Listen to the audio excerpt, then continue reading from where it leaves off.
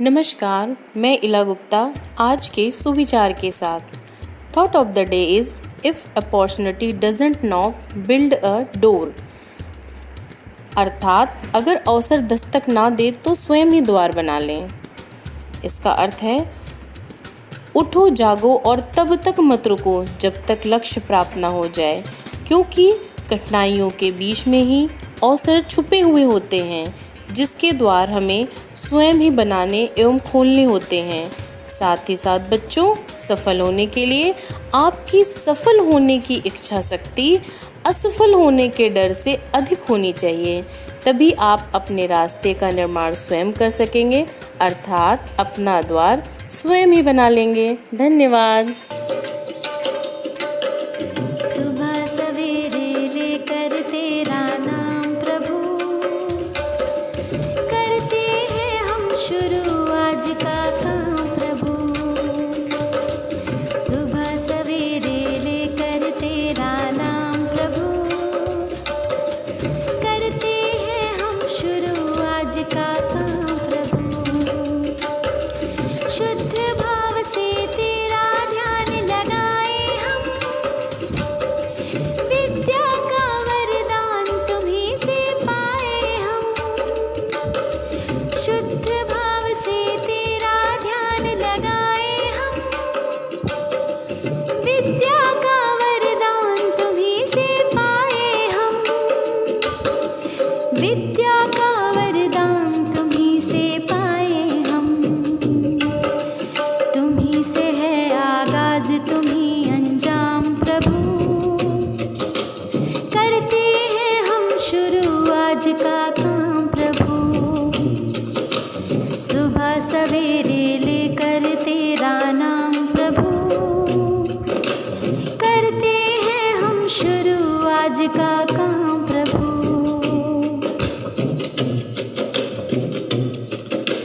गुरुओं का सत्कार कभी ना भूले हम, इतना बने महान गगन को छू ले हम। गुरुओं का सत्कार कभी ना भूले हम, इतना बने महान गगन को छू ले हम। इतना बने महान गगन को छू ले हम। तुम्हीं से है हर सुबह तुम्हीं से शाम प्रभु, करते हैं हम शुरू आज का काम प्रभु। सुबह सवेरे लेकर तेरा नाम प्रभु, करते हैं हम शुरू आज का काम प्रभु। सुबह सवेरे लेकर तेरा नाम प्रभु, करते हैं हम शुरू आज का काम प्रभु। करते हैं हम शुरू आज का काम प्रभु। करते हैं हम शुरू आज का काम प्रभु। करते हैं हम शुरू आज का काम प्रभु। Good morning everyone. Myself Archana Saroha from Bagpat. Today I am here with a new word, that is magnificent. MAGNIFICENT.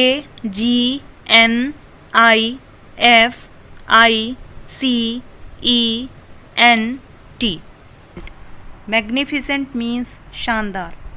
Mission Abhyuday is giving a magnificent performance in basic education. नमस्कार, प्रस्तुत है आज की पहेली। आज की पहेली है 12 घोड़े 30 गाड़ी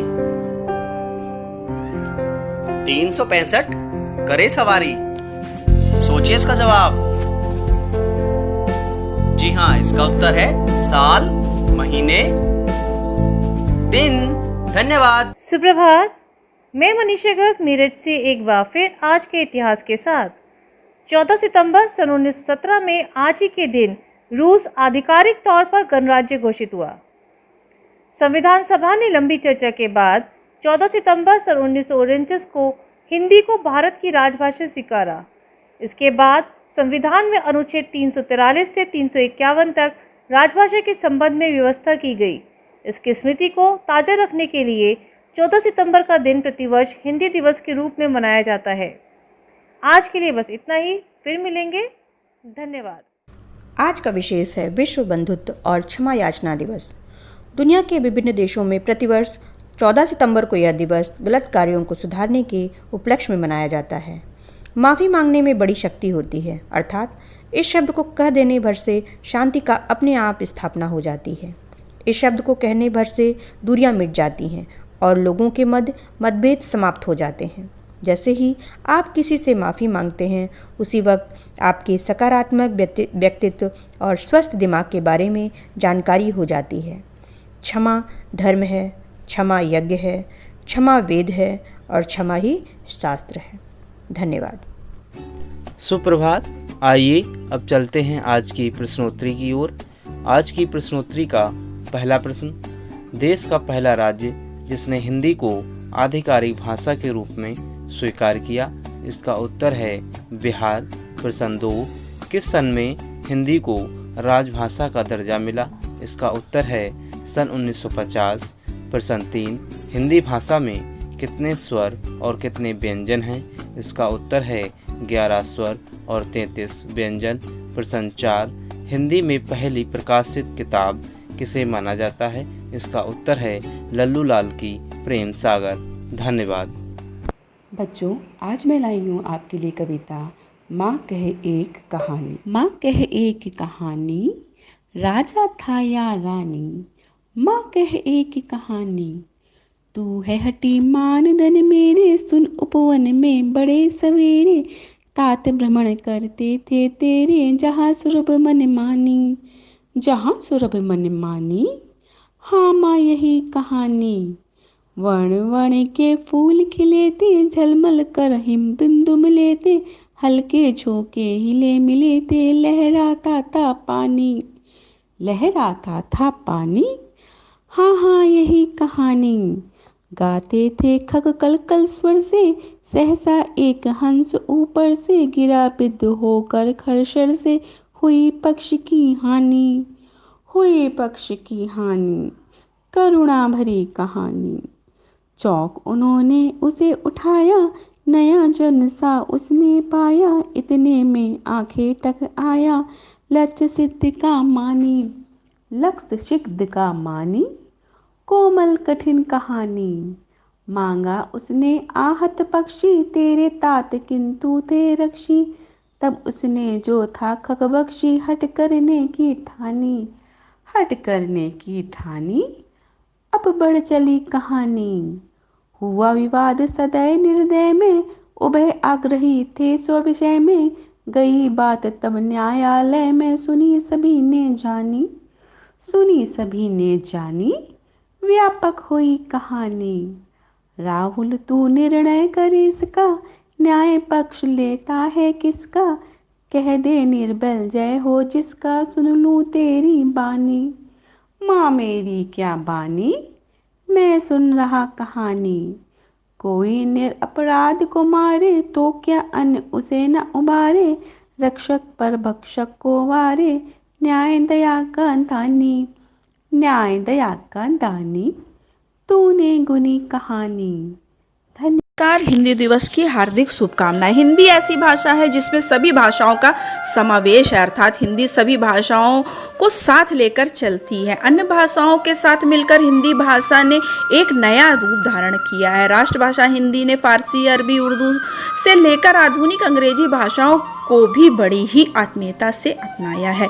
यही नहीं, हिंदी भाषा सभी भारतीयों के हृदय में प्रवाहित होती है। हिंदी भाषा कण कण में बसी जीवांत भाषा है, जिसका रिश्ता न सिर्फ जुबान से है बल्कि दिल की धड़कनों से भी है। हर कण में है हिंदी बसी, मेरी माँ की इसमें बोली बसी। मेरा मन है हिंदी, मेरी शान है हिंदी। हिंदी भाषा सरल, सुगम और सुंदर है, जिसका न सिर्फ भारत में बल्कि पूरी दुनिया में अपना अलग महत्व है। हिंदी के ऐतिहासिक अवसर को याद रखने के लिए हर साल 14 सितंबर को पूरे देश में हिंदी दिवस मनाया जाता है। 14 सितंबर 1949 को भारत की संवैधानिक सभा में राष्ट्रीय भाषा हिंदी को देवनागरी लिपि में लिखा गया था और हिंदी को भारत गणराज्य की आधिकारिक भाषा भी घोषित किया गया था। तब से लेकर इस दिन हिंदी दिवस के रूप में मनाया जाने लगा है।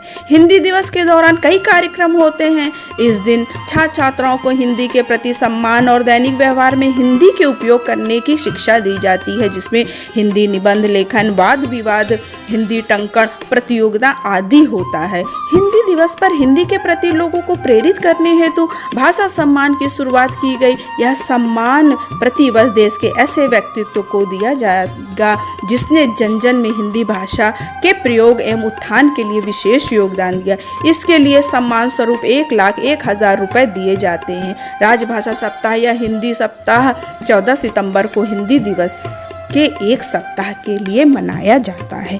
धन्यवाद। सुप्रभात प्यारे बच्चों, आज हम जागरूकता के अंतर्गत बात करेंगे हिंदी भाषा हमारी पहचान। प्यारे बच्चों, सबसे पहले हिंदी दिवस की आप सबको ढेरों शुभकामनाएं। हिंदी सिर्फ हमारी भाषा ही नहीं, हमारा अभिमान है, क्योंकि हिंदी में अपनापन है, संस्कार है, भावनाएं हैं। हिंदी ही तो हमारी पहचान है। जैसे कि हम सब जानते हैं कि हमारा देश एक बहुभाषी राष्ट्र है और हिंदी हमारे देश की राजभाषा है। देश की आज़ादी के बाद संविधान सभा ने एक मत से 14 सितंबर 1949 को ये निर्णय लिया कि हिंदी ही हमारे देश की राजभाषा होगी।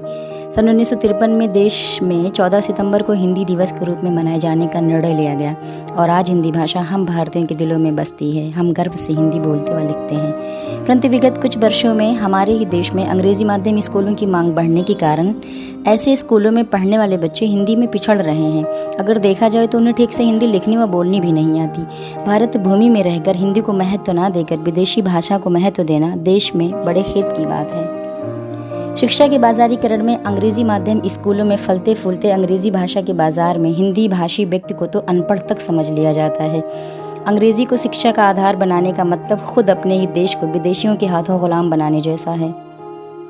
गांधी जी के अनुसार विदेशी माध्यम का रोग बिना किसी देरी के तुरंत रोक देना चाहिए, क्योंकि मातृभाषा का स्थान कोई दूसरी भाषा नहीं ले सकती। आज के दिन 14 सितंबर को हिंदी दिवस मनाने का अर्थ है लुप्त हो रही हिंदी भाषा को जीवित रखने का एक प्रयास, क्योंकि हिंदी हमारे देश की संस्कृति और संस्कारों का प्रतिबिंब है। धन्यवाद। आइए देखते हैं आज की गतिविधि, जो कक्षा 2 के गणित विषय के लिए प्रेरणा लक्ष्य निर्धारित हैं। हमारी आज की गतिविधि इस पर आधारित है। तो बच्चों, आप तैयार हैं ना? चलिए, अब अपनी कॉपी में आप अपने सबसे अच्छे दोस्तों के नाम लिखिए। जितने भी आपके दोस्त हैं उनके सबके नाम लिखने हैं। लिख लिए होंगे। इन्हें लिखने के बाद आप इनको गिन लीजिए और गिन के इनकी संख्या को एक तरफ लिख लीजिए। अब क्या करना है, थोड़ी सी जगह छोड़िए कॉपी में और अब उनके नाम लिखिए जो आपके घर में रहते हैं, यानी आपके परिवार में कौन कौन आपके साथ रहते हैं, उन सभी के नाम लिखिए और इनके नाम भी लिखकर संख्याओं को गिनिए कि आपके घर में, आपके परिवार में कितने लोग आपके साथ रहते हैं। स्वयं को भी उसमें जोड़ लीजिए और ये संख्या भी लिख दीजिए। सभी शिक्षकों से अनुरोध है कि बच्चों से इस प्रकार से जुड़ें और ऐसे सवाल करें जो उनसे जुड़े हुए हों। और सवाल के दौरान छोटी छोटी संख्याओं में न सिर्फ कुल संख्या को उनसे पूछें, बल्कि यह भी जानने का प्रयास करें कि कितने ज़्यादा या कितने कम। ऐसी रोचक गतिविधियों के लिए जुड़े रहिए हमारे साथ। बहुत बहुत धन्यवाद।